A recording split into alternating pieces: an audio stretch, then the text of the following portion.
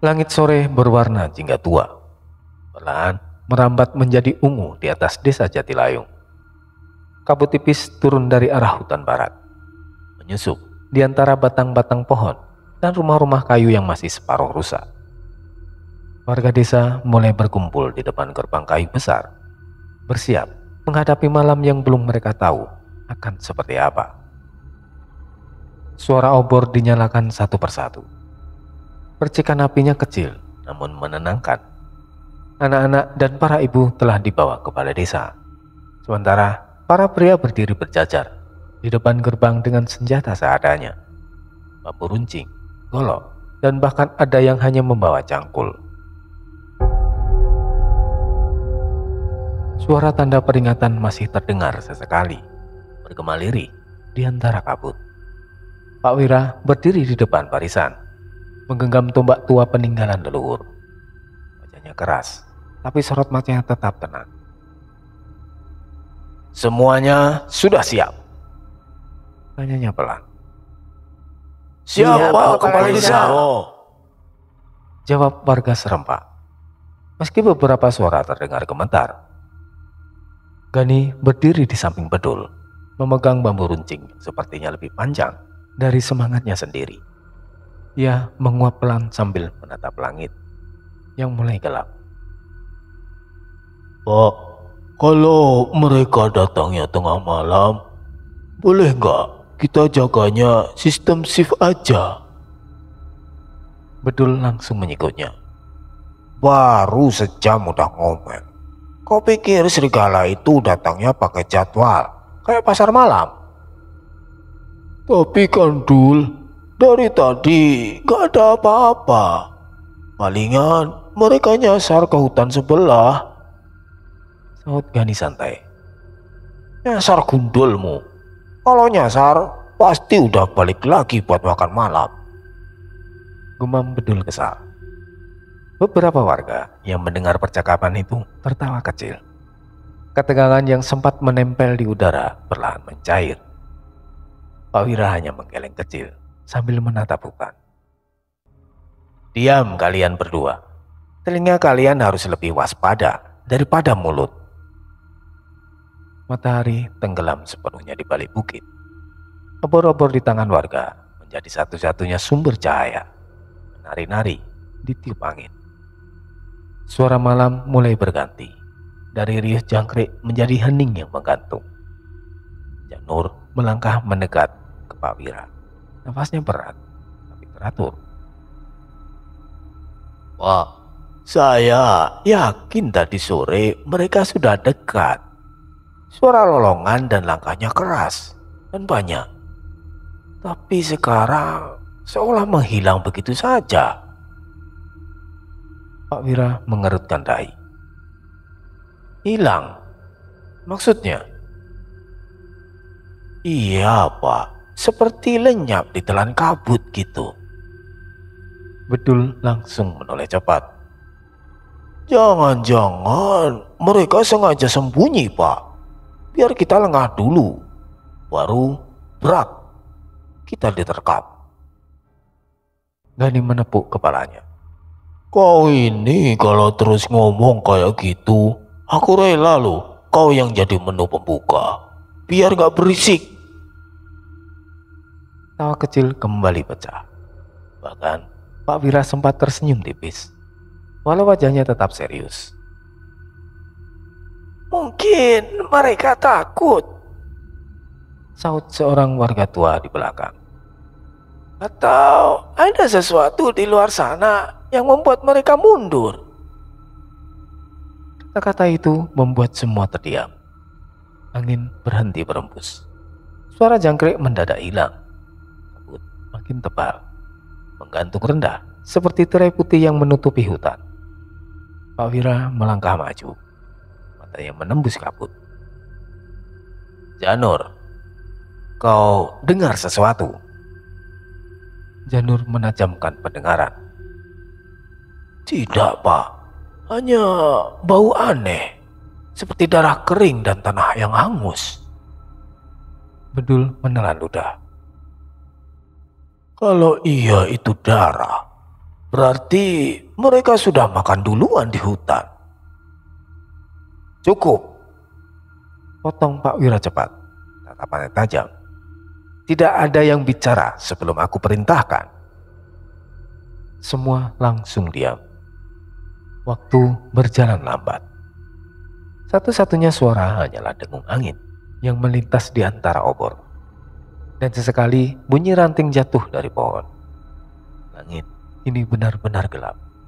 Bulan tertutup awan, membuat kabut tampak bersinar samar. Beberapa warga mulai gelisah. Gani menggeliat bosan. Pak, kalau sampai tengah malam mereka belum datang juga, apa kita boleh? Belum sempat ia menyelesaikan kalimatnya, Bedul menepuk pundaknya keras. Shh, aku dengar sesuatu. Semua kepala menoleh ke arah hutan. Hening, tak ada apa-apa. Hanya desir lembut kabut yang bergerak. Gani menatap tajam ke arah Bedul. Itu cuma angin, Dul. Bedul memicingkan mata. Kalau itu angin, kenapa bulu kudukku berdiri? Itu karena kau takut, bukan karena hal lain, betul. Balas Gani cepat. Waktu terus berjalan. Malam kian larut, tapi tak ada tanda-tanda serigala mendekat. Obor mulai meredup, dan suara jangkrik perlahan kembali terdengar dari arah hutan. Beberapa warga menatap cemas ke arah pepohonan. Sebagian lagi hanya memandang tanah, menunggu sesuatu yang tak kunjung datang. Bisik-bisik mulai terdengar di antara barisan. Jangan-jangan mereka nggak jadi menyerang ya? Entahlah, tapi kenapa rasanya malah makin dingin begini? Pak Wira menatap sekeliling. Napasnya berat. Ia bisa merasakan ketegangan warga mulai berubah jadi kebingungan. Akhirnya ia menurunkan tombaknya perlahan. Cukup, kita bubar dulu. Tapi semua tetap siaga. Aku tidak suka malam yang terlalu tenang seperti ini. Satu persatu warga mulai mundur pelan, menurunkan obor mereka. Namun saat mereka berpaling dari gerbang, seekor gagak melintas di atas kepala. Suaranya parau dan berat. Burung itu hinggap di palang gerbang, menatap hutan lebat dengan mata merah menyala. Janur menatap ke arah itu. Wajahnya memucat. Pak, itu gagak dari arah barat. Pak Wira menatap langit. Wajahnya dingin. Biarkan Janur, selama dia tidak membawa kabar buruk. Namun sebelum kalimatnya selesai, angin dingin tiba-tiba berhembus dari arah hutan, meniup obor hingga api mereka bergetar liat. Beberapa warga menjerit kecil. Gani menutup wajah dari percikan bara. Ketika angin reda, keheningan benar-benar menyelimuti desa. Tak ada lolongan, tak ada langkah kaki, dan tak ada apapun. Bedul menelan ludah. Suaranya kecil. Pak, mungkin mereka udah pulang duluan. Gani berbisik. Atau malah udah mati. Pak Wira tak menjawab. Ia hanya menatap dalam ke arah hutan, seolah tahu sesuatu yang jauh lebih gelap sedang bersembunyi di balik kabut itu. Dan di kejauhan sana, di antara pepohonan yang sunyi, terdengar samar nafas berat dan bergetar. Bukan milik manusia, bukan pula serigala. Malam itu, desa Jatilayung kembali diam. Tanpa mereka sadari, bahaya telah berganti wajah. Fajar menyusup perlahan ke desa Jatilayung. Kabut tipis masih menggantung rendah, menutupi ladang dan atap rumah yang basah oleh embun. Udara pagi terasa dingin, lebih dingin dari biasanya. Seolah bumi belum sepenuhnya pulih dari mimpi buruk semalam. Seekor ayam jantan berkokok, tapi suaranya serak, seperti menahan nafas. Suara itu tak disambut oleh kokok lain. Hanya gema lembut yang cepat ditelan oleh kabut. Di jalan setapak menuju hutan barat, dua pemuda desa berjalan pelan sambil membawa keranjang bambu. Gani dan Bedul, yang semalam ikut berjaga, mendapat tugas pagi ini untuk memeriksa pagar kayu di sisi barat, memastikan tidak ada yang rusak. Duh, dinginnya nggak kira-kira, Bedul. Keluh Gani sambil menggosok lengannya.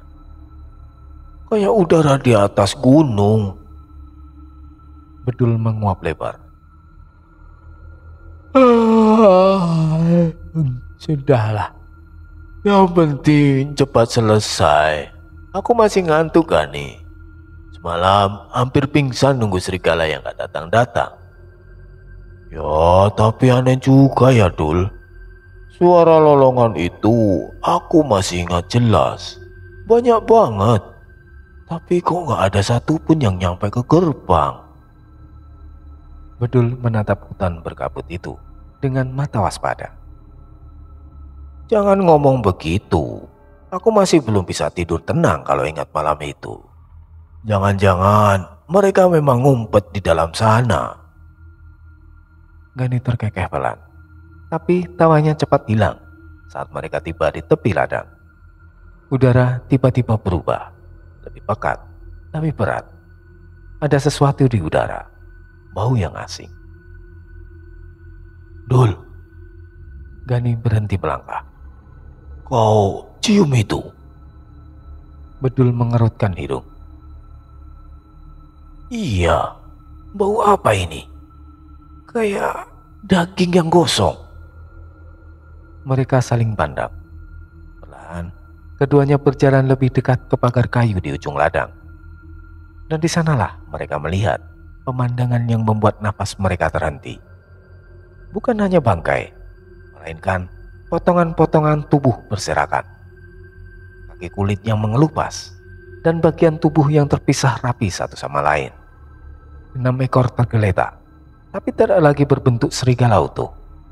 Ada lorong-lorong di rumput tempat daging tampak tercabik. Tulang terkelupas di beberapa sisi, dan bulu yang gosong menempel pada duri-duri rumput. Beberapa anggota tubuh tampak seperti dipotong rapi, terpisah dari badan, lalu ditinggal seperti boneka yang disobek. Di satu tempat, kepala seekor serigala tergeletak di antara semak.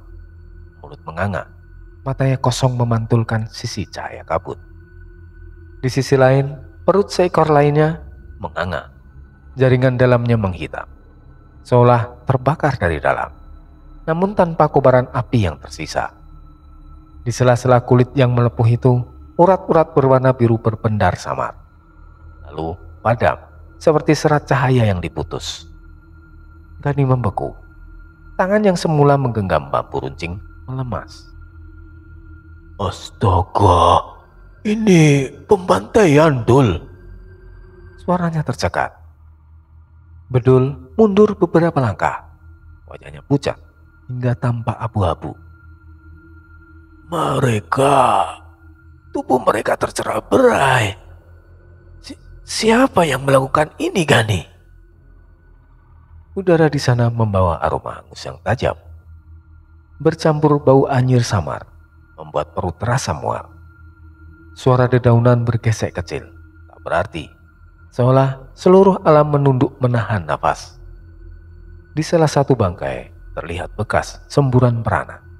Pola-pola halus berwarna kebiruan menyilang, berhenti di tepi luka-luka.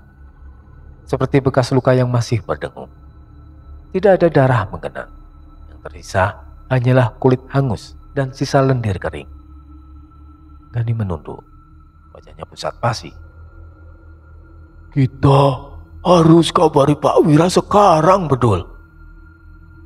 Namun sebelum mereka sempat berbalik, suara dari belakang membuat keduanya mematung.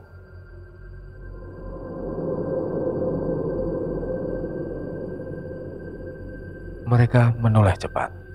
Hanya ada kabut, tidak ada siapa-siapa. Tapi di antara kabut itu, angin berputar pelan, dan seolah dari jauh terdengar nafas panjang, berat, lalu menghilang begitu saja. Kabut di belakang mereka bergetar, seperti sesuatu bergerak di dalamnya. Tanpa pikir panjang, keduanya berlari sekuat tenaga kembali ke desa. Bedul bahkan menjatuhkan keranjangnya dan tak sempat untuk memungut. Beberapa menit kemudian, balai desa riuh. Pak Wira berdiri di depan pintu dengan wajah muram, mendengarkan Gani yang masih ngos-ngosan menjelaskan. Demi langit, Pak, serigala-serigala itu mati semua. Badan mereka tercerai-berai dan kosong, tapi nggak ada api di sana. Warga yang mendengar kabar itu mulai berbisik-bisik. Ketakutan menyebar lebih cepat dari kabar sebenarnya. Tercerai-berai dan kosong. Siapa yang melakukan itu? Pak Wira menatap ke arah barat, ke sisi hutan yang masih diselimuti kabut. Tidak mungkin manusia yang melakukan itu.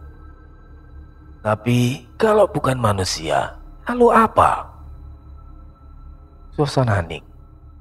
Bahkan Gani dan Bedul tak berani bersuara lagi. Hanya suara angin yang berhembus melewati jendela, membawa aroma samar hangus yang belum juga hilang. Pak Wira menatap tajam ke arah kabut. Panggil Arya.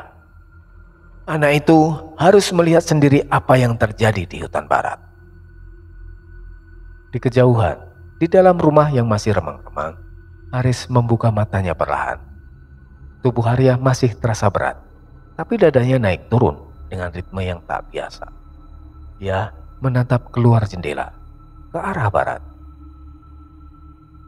Aku merasakannya, Arya, bisiknya pelan.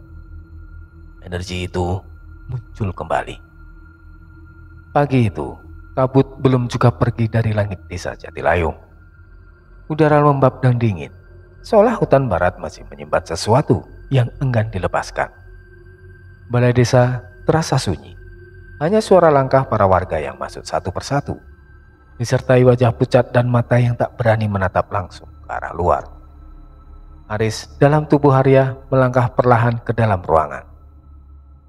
Begitu ia muncul di ambang pintu, percakapan warga langsung terhenti. Semua mata tertuju padanya, bukan dengan ejekan seperti dulu, tapi dengan pandangan yang campur aduk, kagum, takut, dan juga penasaran. Beberapa bahkan menunduk, seperti sedang menatap seseorang yang baru saja pulang dari dunia lain. Gani dan Bedul duduk di sudut, masih terlihat gemetar. Di depan mereka, Pak Wira berdiri tegak dengan tangan menyilang di dada. Wajahnya tegas, namun matanya terlihat lelah. Arya, Panggil Pak Wira perlahan. kau sudah dengar kabar dari Gani dan Bedul? Aris mengangguk pelan. Sedikit, Pak, tapi saya belum lihat langsung. Pak Wira menarik napas berat. Aku harap kau bisa jelaskan kalau kau tahu sesuatu. Mereka bilang serigala-serigala itu mati dengan tubuh tercerai-berai, gosong tanpa api. Siapa yang bisa melakukan hal seperti itu? Tidak mungkin cuma sekedar pemangsa biasa, kan? Beberapa warga berbisik takut. Suara mereka seperti nyanyian lirih di bawah tanah, cepat hilang ditelan kecemasan. Aris menatap lantai. Wajahnya datar, tapi matanya gelap, seolah pikirannya sedang berada jauh di sana. Arya di dalam kepalanya berbisik pelan. Riz, ini bukan kebetulan, kan? Aris menjawab lirih dalam hati. Aku tak tahu, Arya, tapi rasanya kita pernah merasakan energi seperti ini. Pak Wira menatapnya curiga. Kau kenapa, Arya? Kok wajahmu kelihatan pucat? Apa kau masih sakit? Aris menggeleng cepat. Tidak, Pak. Hanya sedikit pusing. Namun dalam hati ia tahu, itu bukan pusing. Bahunya mulai berdenyut, hangat, lalu semakin panas. Saat warga mulai ribut sendiri, Aris tiba-tiba terdiam kaku. Baunya bergetar halus. Denyut itu datang berirama, seperti jantung kedua yang berdebar di bawah kulit. Ia menahan napas. Dunia di sekelilingnya tiba-tiba terasa pelan. Suara-suara menghilang. terganti gema samar dari jauh. "Aris, kenapa tubuhku bereaksi seperti ini?" bisik Arya dengan nada panik. Aris menjawab, "Bukan tubuhmu, tapi seperti sesuatu sedang memanggil Arya."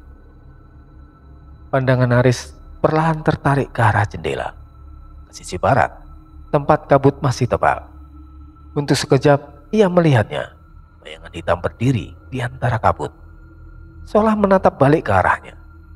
Mata Aris melebar, tapi saat ia berkedip, bayangan itu lenyap. "Pak Kepala Desa," suaranya keluar pelan, "jangan kirim siapapun masuk ke hutan dulu." Pak Wira menoleh cepat. "Kenapa?" "Firasat saya mengatakan bahwa hutan masih belum aman."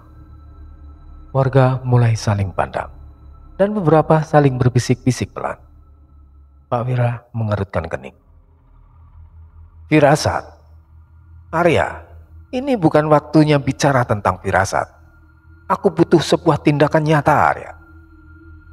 Kalau memang ada ancaman, kita harus tahu apa penyebab yang jelas." Aris menatapnya tenang, tapi suaranya dingin. "Justru karena itu, Pak. Kalau Bapak kirim orang ke sana sekarang, mungkin mereka takkan kembali." Hening seketika memenuhi ruangan. Pak Wira menatap lama ke mata Aris, namun pada akhirnya hanya mendesah pelan. "Baiklah, tapi aku tak suka menunggu ketidakpastian, Arya." Rapat dibubarkan. Warga keluar perlahan. Sebagian masih menoleh ke arah Aris, seperti takut kehilangan wajahnya dari pandangan. Saat ruangan mulai sepi, langkah ringan terdengar di belakang. "Bang!" Suara lembut itu memanggil. Pitaloka berdiri di ambang pintu, menatap Aris dengan cemas. "Wajahmu pucat.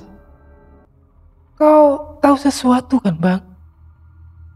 Aris terdiam lama. Arya berbisik dari dalam pikirannya. "Aris, jangan bilang padanya apa yang sebenarnya kau rasakan." Aris menarik nafas pelan. "Aku cuma takut, Pitaloka." "Takut?" "Iya, takut. Takut kalau semua kejadian ini terjadi karena kita." Pitaloka terdiam, matanya membulat bingung. "Karena kita?" Tapi Aris tak menjawab. Ia hanya berjalan pelan melewatinya, meninggalkan jejak langkah yang berat. Pitaloka menatap punggungnya yang perlahan menjauh.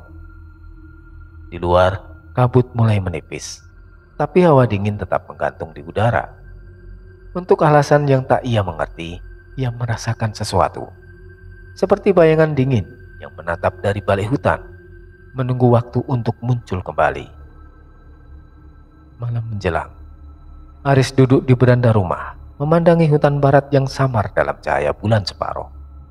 Angin berhembus pelan, membawa aroma hangus samar yang belum hilang sejak pagi.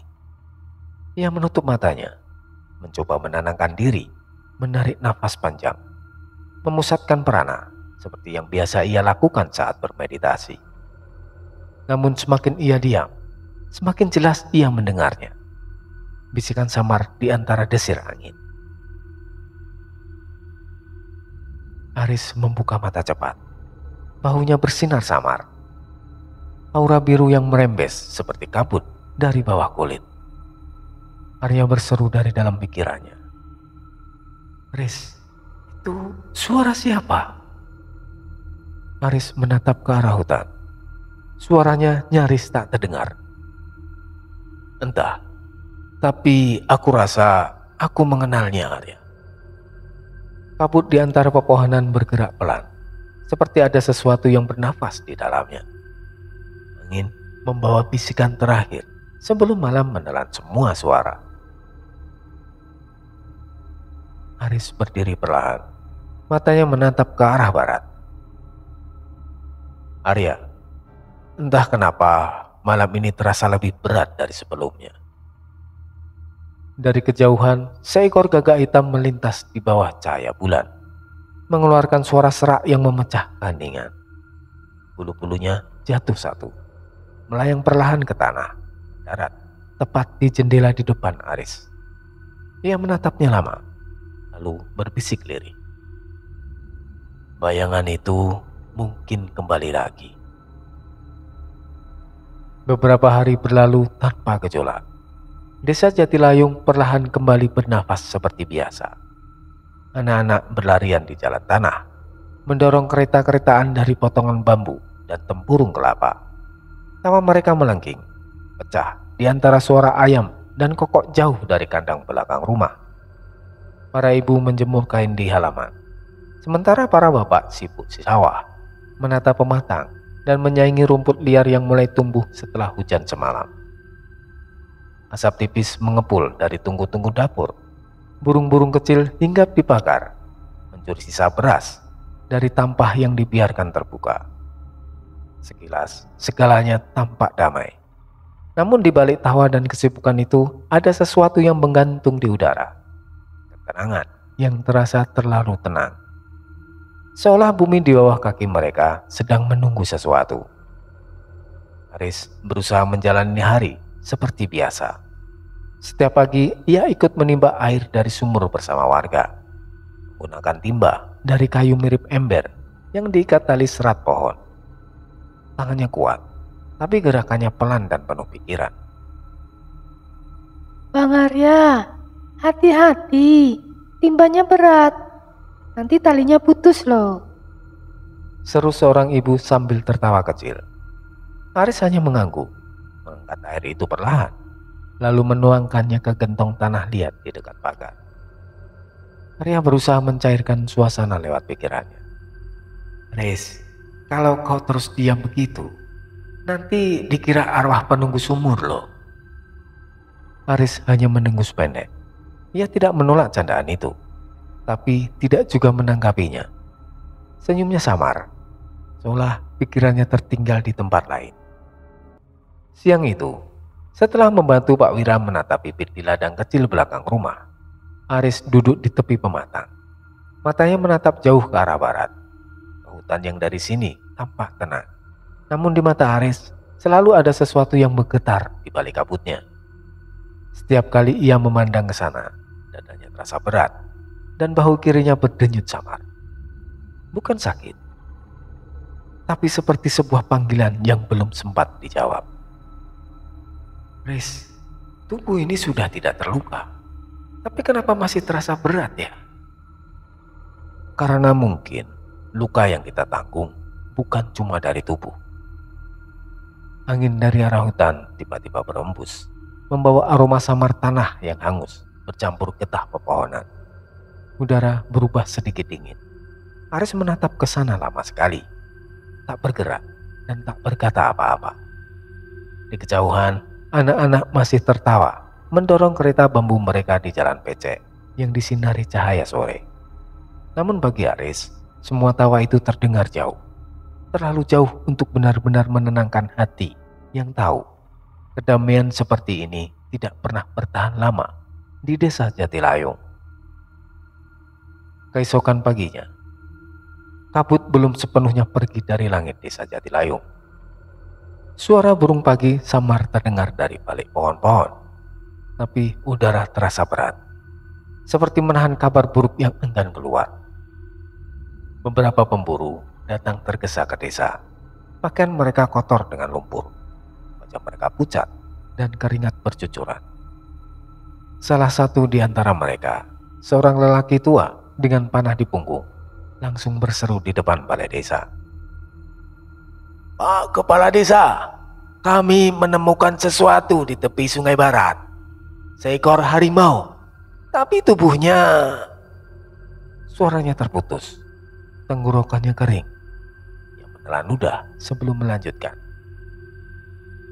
Gosong sebagian, sisanya hancur dengan luka aneh. Seperti kematian gerombolan serigala tempo hari, Pak. Bisik-bisik langsung mengalir di antara warga yang baru keluar rumah. Sebagian buru-buru memanggil tetangga lain. Sebagian hanya saling pandang tanpa berani bicara. Tak lama, kerumunan memenuhi halaman balai desa. Aroma dupa dan tanah lembab bercampur dengan ketegangan yang menggantung di udara. Itu pasti makhluk, bukan manusia. Dan kalau makhluk itu membunuh harimau di dekat desa kita, bisa jadi dia bukan musuh kan? Ujar seorang lelaki dengan nada meyakinkan, lebih untuk menenangkan dirinya sendiri. Iya, bisa jadi mungkin dia malah melindungi desa kita. Timpal yang lain cepat. Tapi kenapa kok caranya sekejam itu? Sahut seorang ibu dengan suara gemetar. Pak Wira berdiri di depan mereka. Wajahnya tegas, tapi sorot matanya tak setenang biasanya. Tangan kirinya menggenggam tombak. Bukan untuk berperang, tapi sebagai sandaran agar dirinya tak terlihat goyah di hadapan warganya. Tenang dulu semuanya, Katanya pelan tapi berat. kalau memang itu adalah makhluk, Belum tentu juga melindungi desa ini. Jangan langsung percaya omongan yang belum pasti. Namun bahkan suaranya terdengar seperti menenangkan diri sendiri.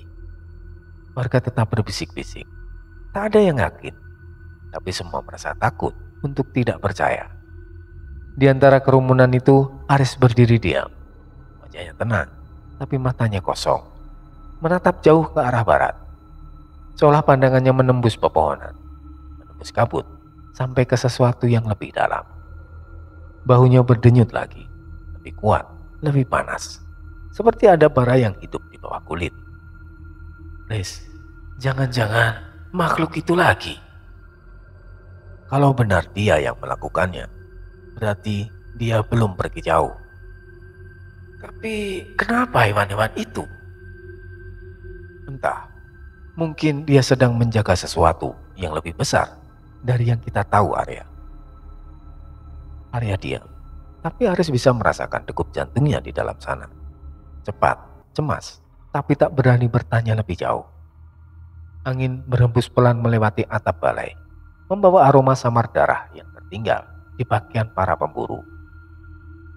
Sore harinya, beberapa warga yang memeriksa lokasi bangkai berlari kembali dengan wajah pucat. Mereka membawa Pak Wira dan beberapa pemuda ke tepi sungai. Di sana tanah masih lembab, tapi panas. Di dekat bangkai harimau itu terlihat jejak besar. Bukan jejak manusia, bukan juga binatang. Lebarnya 2 kali telapak tangan. Ujung-ujungnya seperti cakar, tapi bekasnya hangus. Seolah makhluk itu menapak dengan bara di kakinya. Lihat Pak Kepala Desa, Ujar salah satu pemburu. jejaknya aneh. Dan tanah di bawahnya masih hangat. Pak Wira berjongkok, menyentuh permukaan tanah. Ia segera menarik tangannya. Wajahnya tegang. Panas, seperti habis dibakar. Bisik-bisik mulai terdengar. Ini benar-benar makhluk, bukan manusia. Dia melindungi desa ini. Atau mungkin cuma menunggu giliran menyerang kita. Malamnya, seekor anjing menggonggong keras di ladang. Beberapa warga keluar membawa obor, tapi tak melihat apapun. Hanya ada bekas arang melingkar di tanah, hangus di tengahnya, seperti sesuatu baru saja mendarat di sana. Hening, tak ada gerakan. Hanya bau hangus dan hawa dingin yang membuat kulit merinding. Sejak malam itu, desas-desus berubah menjadi kepercayaan. Dan kepercayaan berubah menjadi keyakinan yang menakutkan. Bahwa desa Jatilayung memang dijaga oleh makhluk yang bukan manusia. Beberapa malam kemudian, Aris berjalan diam-diam ke tepi hutan barat. Ia ingin memastikan sesuatu yang sudah lama menghantui pikirannya. Udara di sana terasa lebih berat, seolah waktu berjalan lebih lambat. Ia berlutut di atas tanah hitam yang masih berasap tipis. Sisa cahaya biru samar berpendar di permukaannya. Garis-garis panah yang familiar. Aris menatapnya lama. Itu warna yang sama seperti panah miliknya sendiri. Arya, energinya sama seperti waktu kita bertarung. Riz, kau nggak sedang bilang kalau itu kau sendiri kan? Aku juga ingin menyangkalnya, Arya. Tapi setiap kali makhluk itu muncul, aku bisa merasakannya di dalam dadaku. Ia menutup mata. Dalam benaknya muncul kirasan. Siluet hitam besar dengan mata biru menyala, menatapnya di antara kabut. Ia terbangun mendadak. Nafasnya memburu. Keringat dingin mengalir di pelipisnya. Kalau benar dia bagian dariku, berarti setiap kali dia membunuh, aku juga ikut hidup di dalamnya. Beberapa hari kemudian, jalan tanah di sisi selatan desa Jatilayung tampak lebih ramai dari biasanya. Suara roda gerobak berderak pelan, diiringi tawa kecil para pedagang yang baru tiba. Udara pagi membawa aroma kayu manis, angin baru, dan sedikit debu dari jalan panjang yang mereka lalui. Rombongan itu datang membawa aneka dagangan. Kain berwarna lembut, kalung dari tembaga, minyak wangi dari bunga liar, dan kantong rempah-rempah yang menguar harum tajam. Anak-anak desa berlari mengikuti gerobak dengan mata berbinar. Sementara para ibu mulai berbisik satu sama lain, menyiapkan wadah beras atau hasil panen untuk ditukar dengan barang baru. Namun di antara keramaian itu, ada satu sosok yang membuat Aris menoleh dua kali. Seorang pria muda berjalan di belakang rombongan, tidak membawa beban sebanyak yang lain. Langkahnya ringan, tapi matanya tajam, seperti orang yang tak pernah benar-benar berhenti mengamati. Wajahnya tenang, terlalu tenang untuk seorang pedagang biasa. Dialah Garu. Pak Wira menyambut mereka di halaman balai desa dengan senyum khasnya yang ramah. Selamat datang di Jatilayung. Sudah lama tak ada pedagang lewat sini. Silahkan istirahat. Rumah-rumah warga terbuka untuk kalian. Beberapa warga langsung menurunkan barang, menata lapak di bawah pohon asem besar. Suara tawa mulai terdengar lagi. Bunyi logam, kain disibak, dan bau teh hangat dari dapur-dapur terbuka yang menawarkan minuman pada tamu. Aris berdiri agak jauh di tepi jalan, memperhatikan dari balik pagar bambu. Wajahnya tenang, tapi tubuhnya terasa aneh. Bahunya berdenyut pelan, hangat. Lalu terasa seolah ada aliran energi yang datang dari arah rombongan itu. Ia menatap satu-satunya orang yang tampak tidak sibuk, Garu, yang sedang berbincang pelan dengan salah satu warga tua. Riz, orang itu aku rasa ada yang aneh. Iya Arya, tapi aku belum tahu itu apa. Seolah menyadari tatapan Aris, Garu menoleh sesaat, hanya sekejap, tapi cukup lama untuk membuat keduanya saling menatap. Hening, penuh rasa ingin tahu yang tak bisa dijelaskan. Lalu Garu menunduk kecil, tersenyum tipis, dan berpura-pura sibuk membuka buntalan kain di samping gerobak. Sementara warga sibuk menawarkan harga, Garu terlihat banyak bertanya, suaranya halus tapi jelas. Benarkah desa ini dulu diserang makhluk buas, Pak? Seorang lelaki yang sedang menimbang beras tertawa kecil. Ah, itu dulu. Sekarang malah katanya ada makhluk yang melindungi kami. Makhluk? Garu mengulang, nadanya datar, seolah hanya ingin memastikan. Iya, begitu sih katanya. Timpal seorang ibu. Belum ada yang lihat jelas. Tapi semenjak malam itu, desa kami aman. Setiap kali hewan buas mendekat, pasti ditemukan mati sebelum sampai ke pemukiman. Begitu ya? Garu tersenyum tipis, tapi matanya tak ikut tersenyum. Berarti desa ini cukup istimewa. Ia menunduk, lalu melanjutkan pekerjaannya seolah tidak tertarik lagi. Namun di balik sorot mata yang tenang, tersimpan sesuatu. Bukan sekedar rasa penasaran, tapi pengakuan diam-diam bahwa ia datang ke desa itu bukan hanya untuk berdagang. Kabar tentang makhluk pelindung yang beredar dari desa ke desa telah sampai ke telinganya. Dan kini, di desa Jatilayung yang tampak damai ini, ia merasa langkahnya tidak sia-sia. Sementara itu, di sisi lain halaman, Aris masih berdiri diam.